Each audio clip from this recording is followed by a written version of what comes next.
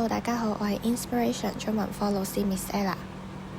上次就同大家分享咗點樣修飾一啲句子，令到句子變得更加生動有趣。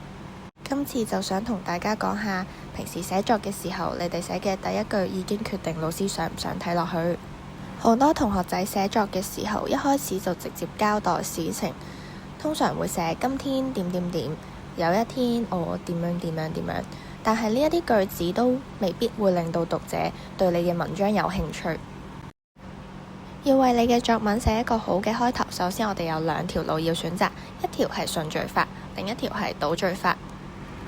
順序法顧名思義就係由事情嘅開始寫到結束，呢一種方法最自然，亦都最容易掌握。只係同學仔喺寫嘅時候過於簡單，例如只係寫今天是星期日，我和媽媽去了公園。對於呢句句子冇任何嘅修飾，吸引唔到讀者。同樣都係順序法，但係我哋可以寫成清晨，微風輕輕吹過，陽光灑在大地上，我懷着期待的心情踏上這段旅程，提供一啲畫面感俾讀者，令到佢哋有興趣想繼續睇落去。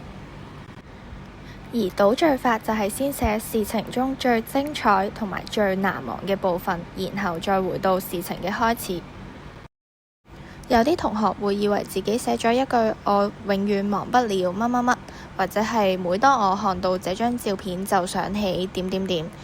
一啲句子就係倒敘法。但係如果後面冇精彩內容，其實效果都係好一般。而做得好嘅倒敘法會先寫出最精彩嘅畫面，然後再自然咁樣帶讀者翻返去故事嘅開頭，製造懸念，令到讀者有好奇心。聽完以上嘅例子，不如你哋又試下幫呢一篇作文寫一個好開頭啦〜